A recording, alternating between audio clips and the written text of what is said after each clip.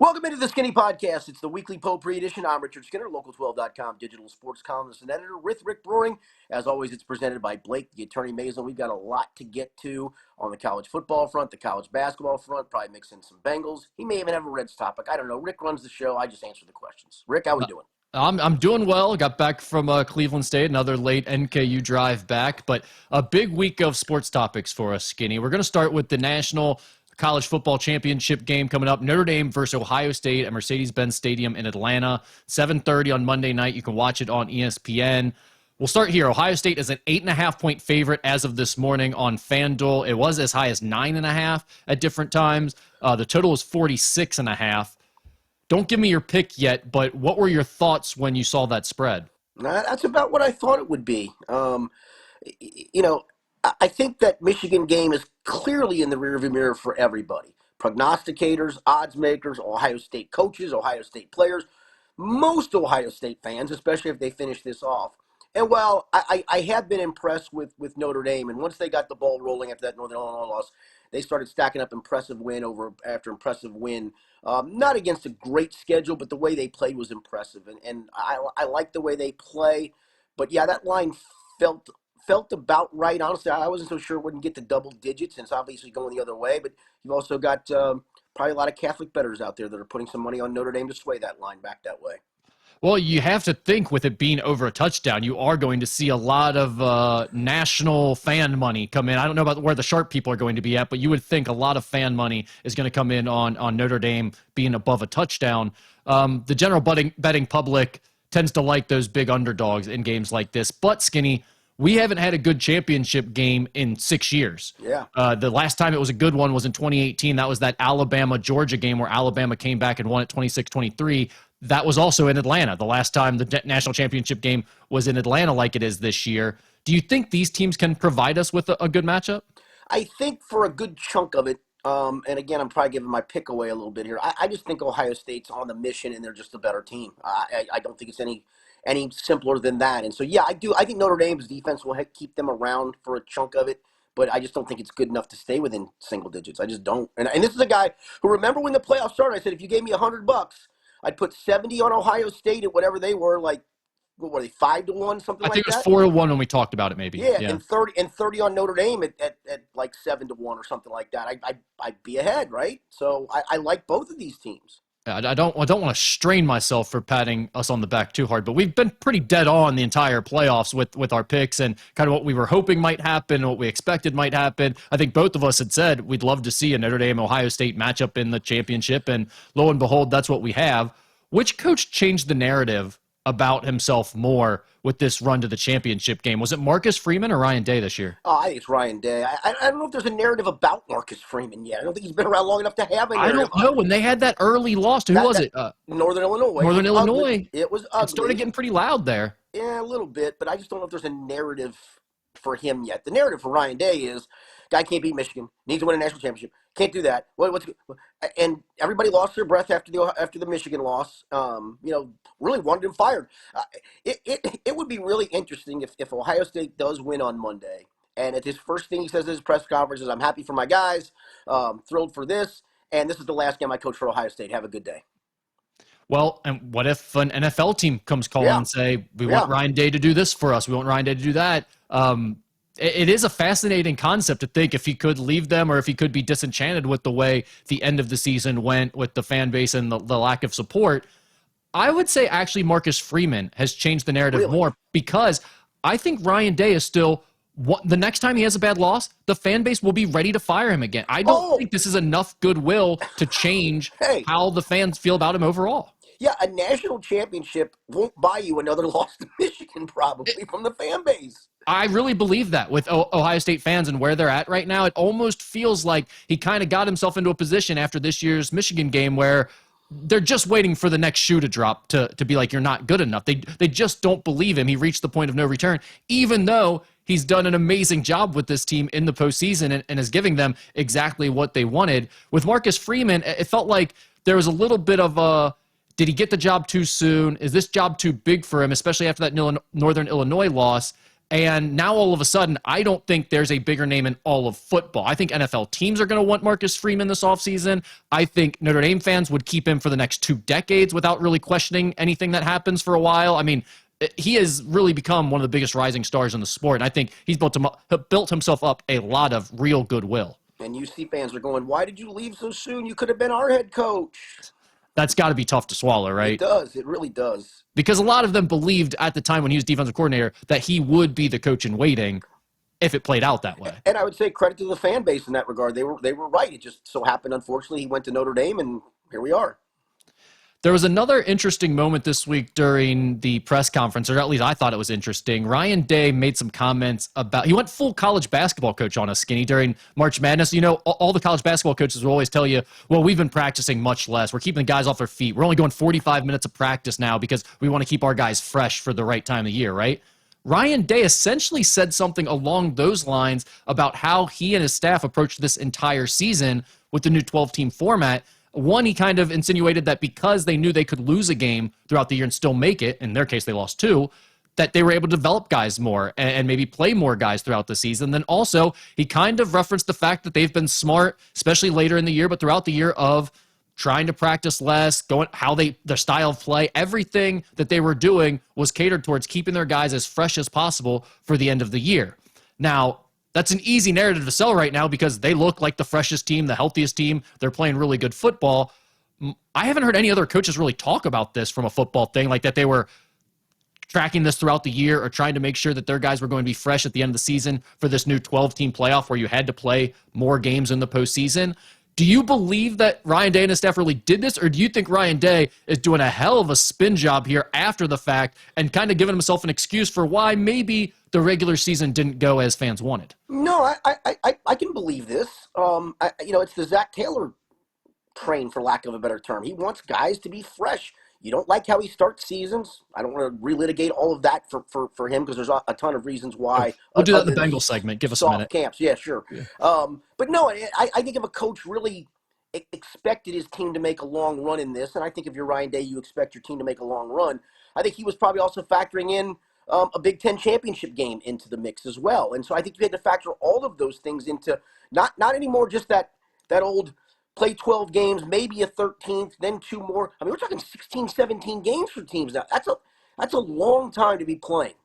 Yeah, and it's interesting because they did have the NFL's regular season to kind of look at as a guiding metric, a principle. They've already seen teams play 16 games in a season. They know kind of what it looks like, what those last few games look like in terms of injuries and stuff like that. So he made it seem like they had taken that knowledge and those numbers and tried to use that the best they could to help their team out throughout the year. And it worked. I don't know if it's real, but you can't argue against it right now because they are clearly playing as well as anyone. I'll wrap it up with this in terms of the questions I have for you before we give our picks. What does this say about the SEC and the current landscape of college football that the first year of this 12-team playoff, and now we're in the NIL and transfer portal era and all of that, we have no SEC team in the championship when for decades the SEC has dominated the sport? Yeah, I think it's a one-off. It's just I don't think it's an indictment on the league. I don't think it's an indictment on the upper echelon in the league. I think you have, in my opinion, a team that all season long was one of the top 2 or 3 teams in the country, and then a team that just got on a roll, and that happens. And I'm not going to make an excuse for Georgia, but I mean, would that game have been different if Carson Beck plays? It probably would have been. I think that was a huge difference in that game that they didn't have their starting quarterback. I don't know. Notre Dame still might have beaten them for all I know, but you saw how they played offensively. They almost stood no chance without Carson Beck at quarterback. So no, I don't. I mean, we do that in the NCAA tournament, right? Like, boy, this league's really good because they've got 4 teams to weekend number 2. And what happened to that conference? Or a team, a Loyola gets through. Boy, maybe the Missouri Valley was really good. No, it's a one-off. It happens. I agree with that point. The NCAA tournament thing we always do, where we try to make it like, see, this conference wasn't as good as everyone said. They were a fraud. And actually, this conference that only got 3 teams in, they were really good because 2 of the 3 made it to the second weekend. All that stuff. That is bogus. It's ridiculous. I agree with you there. And that's probably a little bit of what's happening here when we look at it that way.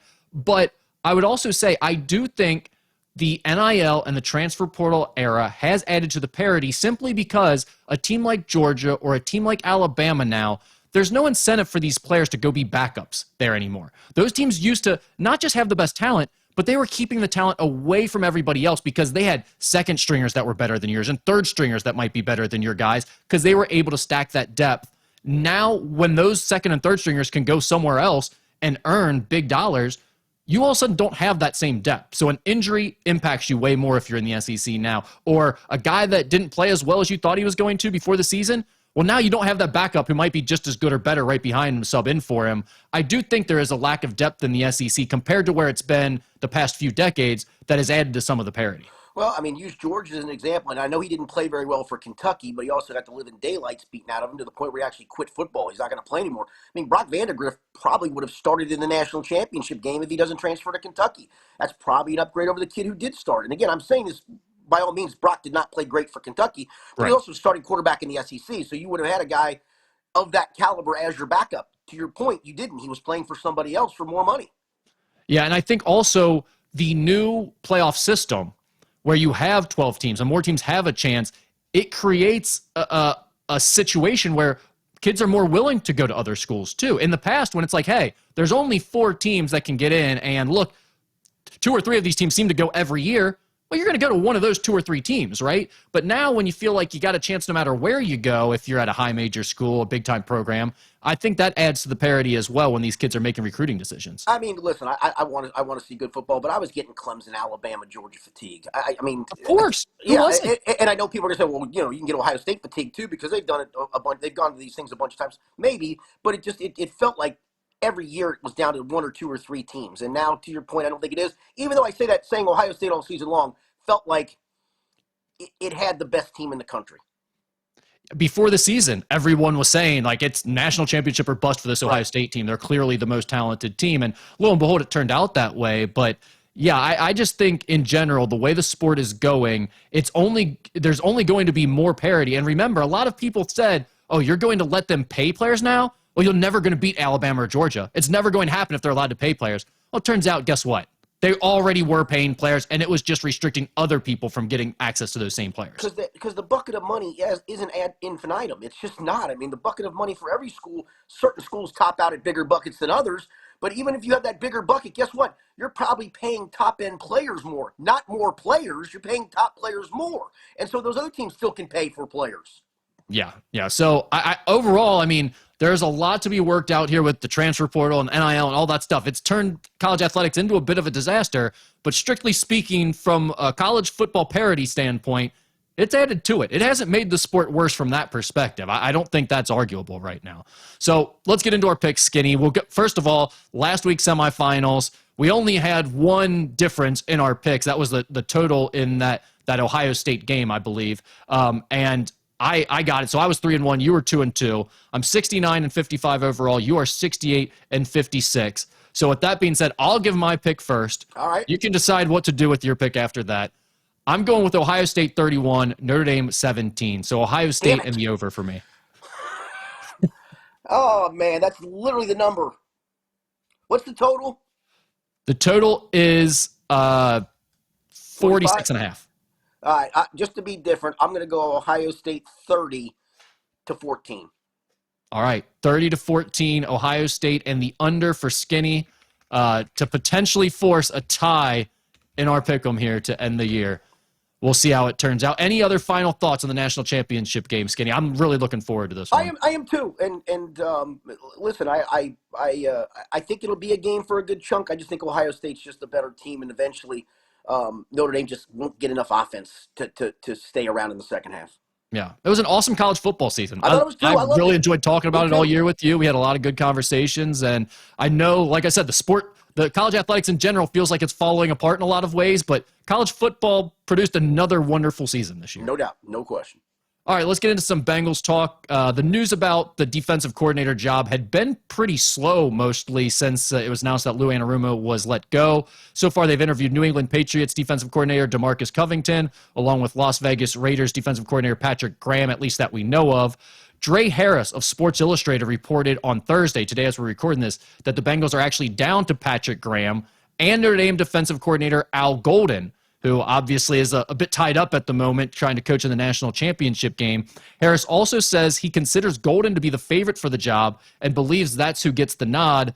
Golden was asked about it this week. He said he's only focused on the national championship game, didn't give anybody any type of interesting quote about potential NFL jobs. What do you think about Al Golden as a potential replacement for Lou Anarumo? Yeah, I mean, it makes logical sense. I mean, he was on the Super Bowl staff as linebackers coach, so there's a familiarity there. He's gone and made his bones again as a defensive coordinator with Notre Dame and had great success. But again, he's also got NFL experience, so I think that's a plus. The question I would have for Al Golden is this. He's making really good money at Notre Dame. I don't even know if the Bengals match that money. They might be able to, and maybe they do. The other part to me is, does Al Golden want to be a head coach again? He was a head coach at Temple, had success. That landed him the Miami of Florida job where he didn't have great success. Some of that was due to mitigating issues, but he didn't, and hence kind of was floating around, and the Bengals plucked him and made him linebackers coach. Does he have aspirations then to be a college head coach again? And if he does, and the money is all being equal, wouldn't you stay in the college game at Notre Dame or look for maybe a head coaching job in the next offseason cycle? So I do think he makes a lot of sense, but I also wonder what are his aspirations when push comes to shove. It feels like to me it would be really hard to leave that Notre Dame situation right now. Maybe not as the defensive coordinator, but people were even talking about like would Marcus Freeman want the Bears job, and I'm just thinking like, why? He's going to be able to get almost any NFL job for the next few years that opens up probably. If you're Marcus Freeman, why wouldn't you just reap the benefit of what you just did by taking Notre Dame to the national championship, get the big payday at Notre Dame, be beloved and be in a great situation for a couple of years, and have easy access to recruits? It's a rare time in college football where you could actually do that. I get that, but I also and coaches who are in the business have to deal with this crazy NIL portal stuff that we talked about. But I got to think that wears on you. No matter how young and energetic and successful you are in a situation to be successful, set up to be successful, I still think that would be an absolute pain in the ass to deal with. Well, it's got to be a pain in the ass, but he's the one with the most fun version of it right now. He has a huge national brand that people want to be a part of and be associated with already, and you just took them to the national championship. So it's going to be as easy as it's ever been. Plus, the donors are going to be willing to pony up for NIL dollars. I mean, it's one of the few times where recruiting in the NIL era and transfer portal era might actually be fun for a head coach and a staff. Yeah, maybe. It wouldn't be my cup of tea. I get that. And then there's this from former defensive coordinator Mike Zimmer, who was with the Cowboys this year, but Mike McCarthy has been fired there, so he's probably going to be looking for a new job. Quote, I still have a lot of fondness for Cincinnati, Mike Zimmer said via Cincy Jungle. The fans were great to me. The ownership is really good. I enjoy Mike Brown. We had a lot of good discussions. I loved my time with the Bengals. We had some good teams there, but I don't know what the future holds. Then later he went on to say, if there were 2 or 3 teams you said you really wanted to go to, Cincinnati and Dallas obviously would be the top 2, Zimmer said. We'll just kind of see where it goes. Either situation is really good. He went on to wrap it up with, I enjoy coaching a lot. My home is in Northern Kentucky. When I was with the Bengals, I bought this property. I'm actually about 25 minutes from the stadium. This is my home. This is my offseason place. I'm just seeing what comes about. Do you think there's any chance the Bengals go back to Mike Zimmer? Senior defensive consultant. Perfect role. Perfect role. Do you think they would maybe bring him in to help him find a new defensive coordinator? No, I mean, Mark Duffner got let go as senior defensive consultant or assistant or whatever the title was. I think that's a perfect one for Mike Zimmer at this stage of his career in life. To his point, he has a farm, like hunting compound. Yeah, down in Verona. So that's his off-season home. And I don't think as good as it sounds, Mike was a great defensive coordinator. I don't know if he still is. I think that's the point. But again, for the role, senior defensive consultant, you make a little scratch. You live on your farm now year round because you're coaching for the team in town. It just feels like a perfect role. Any thoughts on how much longer it'll take for them to come to a decision? Are we just waiting for Al Golden to get done with the national championship game? Yeah, I think that's it. I would be stunned if we don't have something at some point next week. All right. Then ESPN's Ben Solak believes Cincinnati will trade for former 4th overall Atlanta Falcons pick Kyle Pitts. Quote, tight end Kyle Pitts is due $10.8 million in the final year of his deal in 2025 with Atlanta. Can the Falcons get more for him in a trade than they would in a compensatory pick after he leaves in free agency? I think they could, as he has a rosier future on an offense that actually fits his skill set. My prediction, Pitts will get dealt to the Bengals for a day 3 pick, Solak stated. Skinny, what are your thoughts on the Bengals potentially trading for Kyle Pitts? I don't see that happening. I see them trying to re-sign Mike Gesicki. They still have Drew Sample under contract. Eric All comes back from knee. No, I don't see that. I'm sorry, I don't see that taking place. This kind of out of order here, but we were talking about the defensive coordinator spot. Lou Anarumo is expected to interview with the Colts and the Falcons. He might have already done so for their open coordinator positions. Do you think he's going to latch on with another team as a defensive coordinator? I do. I honestly do. I think he's well respected around the league. I think most people outside of this fan base and those in the league will see that he really had a lack of talent to deal with, and that was the main issue. And they still remember what he did to Patrick Mahomes and did in that Super Bowl run and did in that AFC Championship run. And again, I think he's well respected enough that, yeah, he does land a job. All right, we'll wrap up our Bengals segment with this. Jamar Chase and Trey Hendrickson were both named the 2024 AP All-Pro team. Jamar Chase was a unanimous selection along with his former college teammate Justin Jefferson. Did you think Joe Burrow would have a chance? No, no. The numbers that both Lamar and Josh Allen put up in both ways are still otherworldly. It sucks because in most years Joe Burrow would be a slam dunk first team All-Pro pick, but what those guys did, both with their legs and arm, matches what Joe did. And the Bengals missed the playoffs. And the Bengals missed the playoffs. And it's that simple, I think. By the way, so I graded every Bengals player. You can go to local12.com to see this. I graded them all for, like an A range, a B range, so you can have B pluses, B minuses, all that stuff. I only gave 2 A pluses. I did not give Trey Hendrickson an A plus. I gave Joe and Jamar A pluses for their seasons. I gave Trey an A only because of he just is mediocre against the run, and that sounds like it's damning, but I mean, an A is still an A. If you would have given me an A back in the day, give me an A. If you want to put a plus by it, great, but I gave him an A. I want you to guess if you didn't read this piece, Rick. I gave 4 Fs. And one of them is not Jermaine Burton. He got a D minus because he actually did some good things as a kick returner. Wow. 4 Sheldon Fs. Rankins. That's one. It's funny when we get done with this because I went down the list alphabetically, right? There's a sheet on Bengals game notes. It's a participation sheet of each game that guys participated in and whether or not they played. And it's alphabetical. So I just went right down that sheet in alphabetical order. So it wasn't like I was going, let me find my Fs first, then I find my Ds. It was just like I was bouncing around where I was placing these guys. And they did have some guys that were incomplete, some guys that got hurt, maybe some guys that only got in a game or whatever. 4 Fs. You got one of them. Man, it gets a bit tougher after that. Let me just give you the hint. They all come from the same position group. Oh, okay. So go ahead then and lay it on us. All right, Lawrence Guy, who came in for 4 games and started 2. I don't even know what the purpose was other than they needed a warm body. That's unfair to Lawrence Guy. I think he earned a D minus. Zach Carter, who got waived in year 3 of his rookie contract after making 2 starts this year, and Miles Murphy. Miles Murphy, yeah. I mean, it has to be, right? Yep. Where do they go? What's the deal with Miles Murphy? Where do they go from here with him? That's a great question. I think it's a matter of does he ever play with an edge? From all accounts, from everybody that's talked about him, great kid, got a good work ethic. They just wonder about does he have an edge/motor in games? Skinny, you just gave him an F for his entire second season of football as a pro. That means he's essentially not playable. It means he essentially did nothing for them in his second year. And he essentially did nothing for them. That's a real problem. I mean, that's the guy who probably doesn't have it in him, right? Like, right. Let's be honest. That's the fear, that he doesn't have it in him. Now, maybe this year he'll get more reps by default because of where the roster may go, and maybe by default him getting more reps, it does turn it up. To your point, I haven't seen anything that's inspiring out of him. I saw a little bit as a rookie. I saw some flashes where, didn't play a lot of snaps, but did some things in the snaps he did play. Nothing overwhelming, but made some plays at 3.5. I mean, this year he gave you absolutely nothing. Yeah, and the longer you cover sports and you do this stuff and you're around it, you see it. Guys like that show you absolutely nothing. They don't have any production. They don't have it typically. I mean, you can get better for sure. There's development that happens all the time, but you usually show something along the way. I don't think it's a matter, and I say this when I talk about motor, I don't think it's a matter of want to. I don't think he's lazy. I don't think it's that he doesn't care.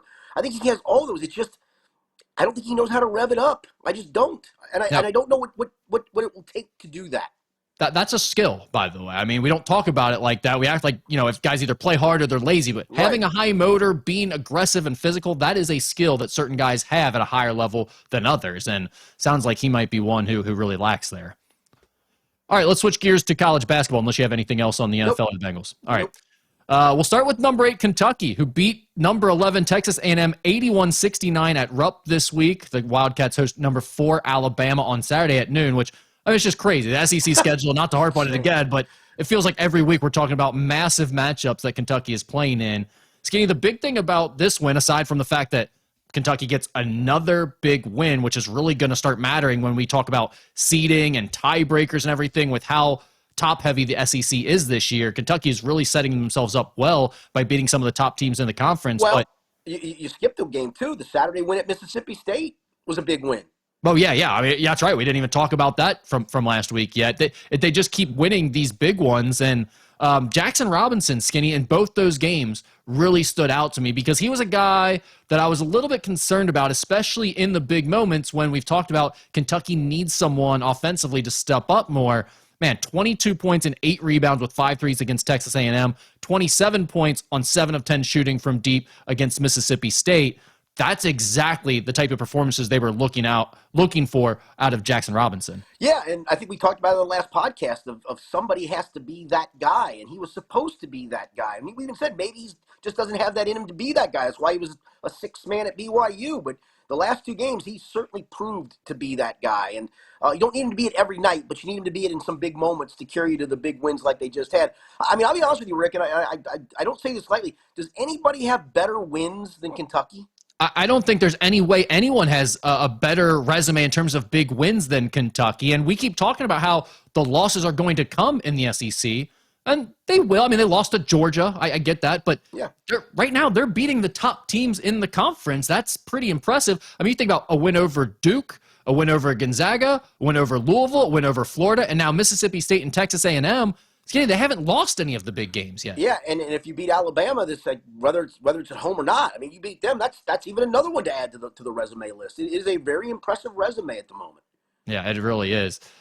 Xavier beat Villanova 69-63 at Cintas on Tuesday. The Musketeers will travel to number 7 Marquette on Saturday. Ryan Conwell took over this game in the second half. 34 points total in the game, 28 in the second half. He was 6 of 10 from 3.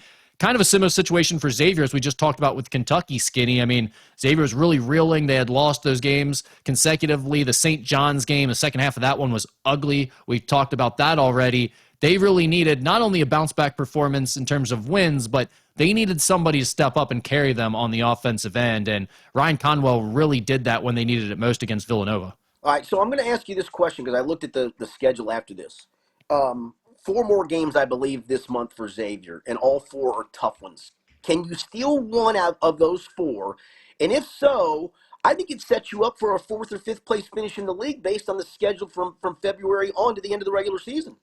Well, it's interesting you said that because Paul Fritchner and I just talked about that on our most recent podcast. After this Villanova game, which was a difficult game, but also I think with it being at home and it being a team that Xavier matches up better against. We've talked about how the teams that deny the passing lanes, make it tough to rotate the ball, and don't leave shooters, they don't play any help defense, make it really difficult on Xavier. Villanova's the opposite of that. They collapse on the ball when it gets driven or thrown inside. They allow you to swing the ball and shoot threes.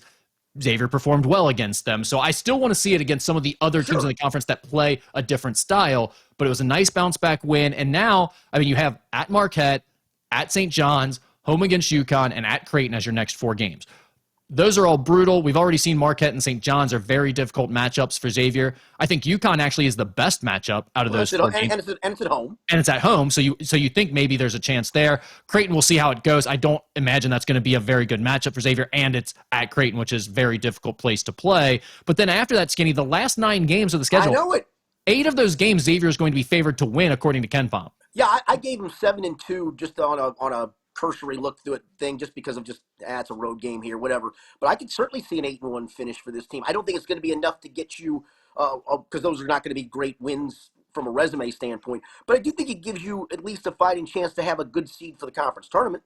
Yeah, and it makes it a lot more fun to watch all of a sudden than the way it looked like this season was heading in the second half of that St. John's game when people are booing and it's January 7th. You know, I mean, at that point, I'm thinking, man, this could get really ugly. But you think about the way they dominated Seton Hall. The Purdue game only ended up being 14, but it could have been Right. 20 or more. It felt like a domination. They match up really well with those two teams. It seemed like they match up pretty well with Villanova, too. I mean, there is the possibility that they really get themselves on a run at the end of the year playing the lesser teams in the conference that they match up better against. So, to your point, if you steal two of these next four somehow, that would be gravy. and maybe you play yourself into the maybe you can play yourself back into the conversation. Now, it will take you playing nearly perfect basketball at the end of the season, and I don't know that they're capable of doing that away from the Cintas Center, but we do now have the belief that this team matches up well with the bottom teams in the conference, and that's got to give Xavier fans some hope. No question, and that to me is the key. Is you have a chance to finish on a strong note, give yourself a decent seed, a fighting chance when you go to the conference tournament. And I think at the stage of the season where they were at, and maybe even are at right now, I think that's the best you can hope for, in my opinion. And at least it's better than going, well, can't wait for this season to end. At least there's a fighting chance and some level of hope there. Yeah, it was a really good response from the St. John's loss, which was really ugly. Well, now let's face this fact. There ain't no better get-right opponent than DePaul, man. There just ain't. There just ain't. And you have to prove it against teams that play that other style, right? Yes. The teams that pressure you, the teams that stick to your shooters. We'll see what happens when you get against a Marquette and a St. John's again and see if you're really playing better basketball or not. But it was a good response. Cincinnati won at Colorado 68-62 on Wednesday. The Bearcats host Arizona State on Saturday. It wasn't pretty at Colorado. Colorado was terrible. But Cincinnati did avoid a late game meltdown that seemed inevitable there for a stretch, Skinny. I mean, when they got down in the late in the second half, I thought, yep, the meltdown is fully occurring. 0-5. Now, I have the schedule has more winnable games on it coming up for UC as well, as we move forward, starting with the next opponent, Arizona State. But 0-5 would have just felt like a gut punch at that point. Like, who are they?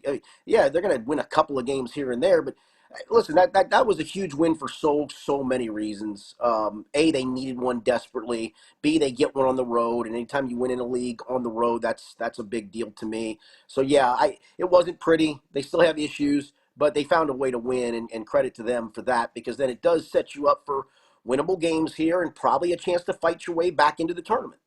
Skinny, they have 8 games in this next stretch where all of them are in play for them. I mean, they're favored to win 5 of them. They're an underdog in 3 of them, according to KenPom. The Arizona State game, they're favored to win. Then you have Texas Tech at home, which is a 1-point expected loss. BYU on the road, which is a 3-point expected loss. Utah on the road, which is a 1-point expected loss. But then West Virginia at home, UCF on the road, BYU at home, Utah at home, all expected wins, according to KenPom. So they're in a similar, they don't have the difficult stretch that Xavier has coming up. They jump right into an easier stretch here, but they're in a similar boat where they have a long, extended, multiple-week period here where they can rack up some wins and maybe get back on the right side of things. Yeah, and you do that coming off of a victory to kind of take that off your shoulders of, okay, we do know and we can win again. Again, they have issues. Don't get me wrong. They got a lot of issues, and they have a lot of issues when they play better teams. I mean, what really sucks is kind of that Xavier win, even though it's over a rival, doesn't look as good as you'd hoped it would look, and that Dayton win's looking more and more meh because Dayton's been just horrible. So you need to get some of these in the Big 12. Yeah, definitely. Then finally, NKU lost at Cleveland State 76-58. The Norse will host Wright State on Saturday. The unfortunate thing for NKU is it just appears now, after playing some more games in conference play, that the Norse are not matching up well with the teams at the top of the conference. Cleveland State is long and athletic defensively. They gave NKU major problems. Youngstown State's very similar, more in your face, not quite as big and as athletic, but in your face, aggressive defensively, gave NKU major problems. And I bet Milwaukee is similar. They haven't played them yet, but Milwaukee's long and athletic and really pressure you defensively. So that's becoming a bit of concern for NKU. It's just, it doesn't seem like they have the athletes this year to counteract some of that athleticism on defense. Yeah, I listened to you and Jim Kelch for a bit driving home last night, broadcasting the game. And as I was listening to it, I just, every time I heard them on offense, I kept figuring out what is your identity on it. And I know you hate that, but I don't know what do they do well on offense. I think that's what they're struggling to find right now, too. I mean, in the last few years, it's been Marquez Warwick, right? You can always go to him for a bucket. You're always trying to get him good shots. Who's doing some good things at Missouri, by the way. Yeah, he's playing really efficiently, coming off the bench for them, playing a lot as kind of a 6-man, 7th-man role for them, depending on the night. But With this year's NKU team, I think you have a few things. I mean, one, the point guard that they brought in that they expected to kind of take over and add a really another dynamic piece, Dan Goretzka, is not playing hardly at all for them at this point. So just too much is being put on Sam Vincent, who's coming off major ACL surgery, and Trey Robinson, who has played very well, but guys are finding out that it's difficult to go from the second chair to every game plan is now for you and every scouting report is geared towards you and teams have you circled.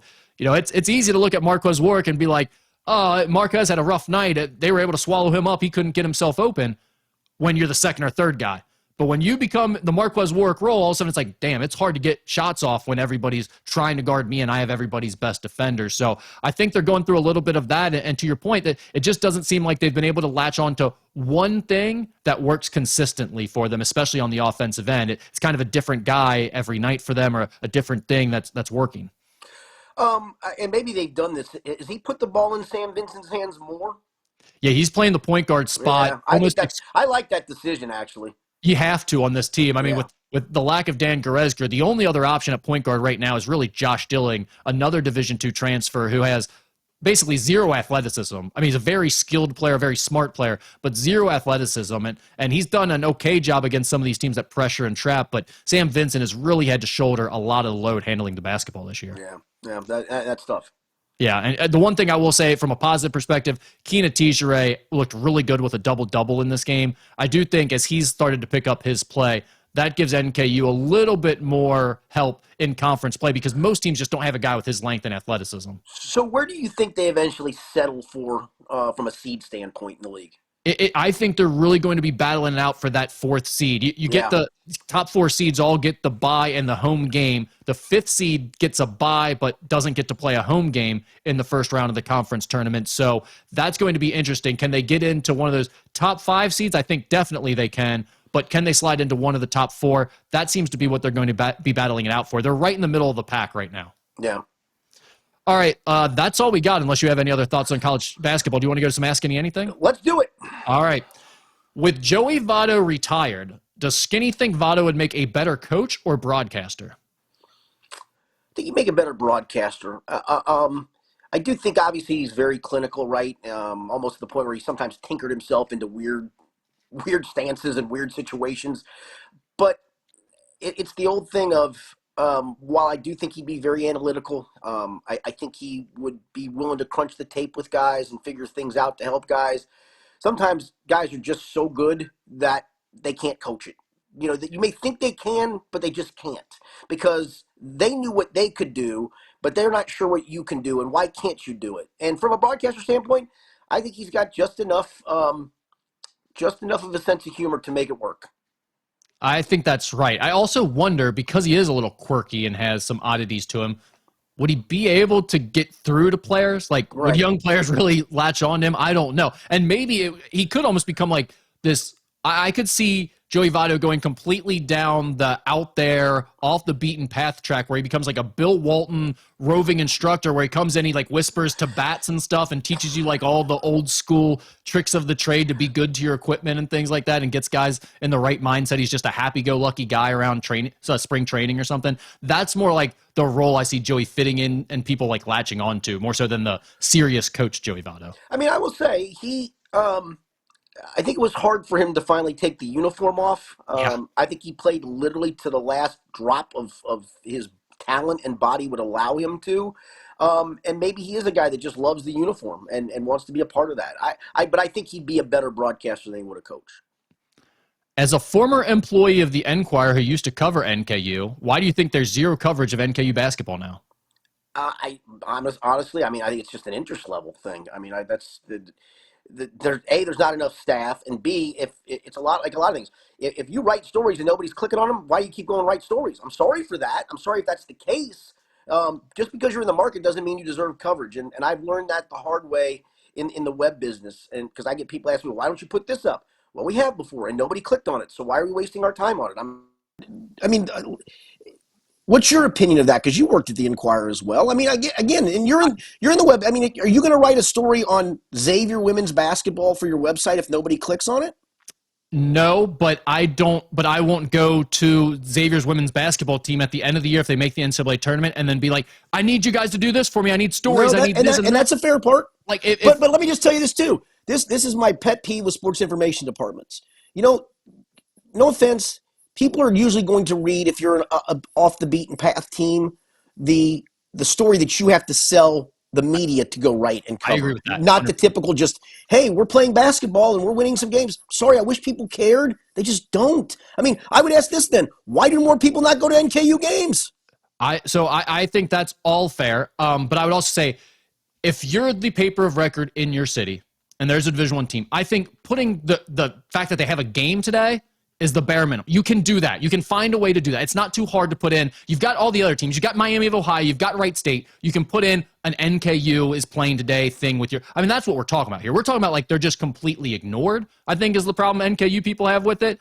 And a lot of that probably is on NKU. They probably need to do a better job of giving the media stories to latch on to and all that type of stuff. Everyone is stretched very thin at this level. That's the part. Let me tell you, this isn't like when I once worked at the Post where we had 30 people in a sports department. You're lucky now if you got 8 to 10. And two of them are covering the Bengals, 2 of them are covering the Reds for very good reason. One's covering Xavier, barely. One's covering UC football and basketball. You're stretched thin, man. But that goes double for the SID departments, right? It's like they need to do a better job of getting the narrative out. Okay, but they're stretched way too thin also. Sure. They don't have enough time to do what they should be doing. So I think that's ultimately what it comes down to, is there's just not enough money in some of these smaller beats for everybody to cover it and do it the right way. I do think it is Bush League by a newspaper of record to completely ignore a Division I school in your coverage area. It's one thing to not have a beat writer assigned to every game and not be writing consistently about them. It's another just to not acknowledge that they play games when you're acknowledging teams that are 50 minutes away. So I guess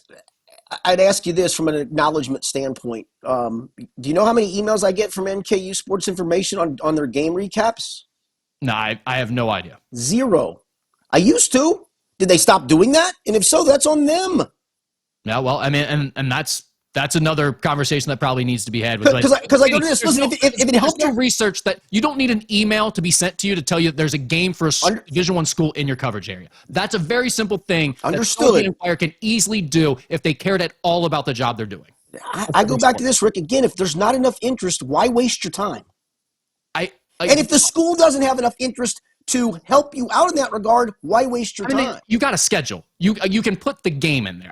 We just completely disagree that. I mean, no offense. Does anybody? And I hate to do this as an old newspaper. Does anybody read the newspaper? Right. That's the thing I would tell this person is, why do you care what the Enquirer does? The Enquirer is so irrelevant, it doesn't matter at all. So that would be my argument. It just really doesn't matter. Now, I do think the Enquirer has made themselves irrelevant by doing things like this, by not doing the bare minimum to cover the teams in their coverage area. I guess that's fair to a point. But I go back to this, and I go back to I've learned this.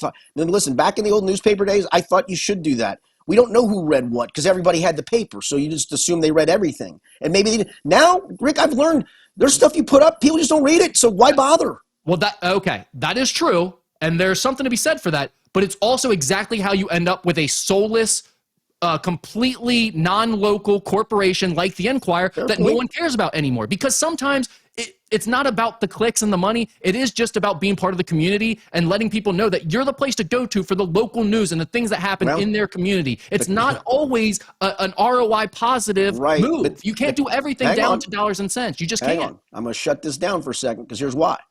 The Kentucky Post did that, and I thought did it damn well. And guess what? They went out of business.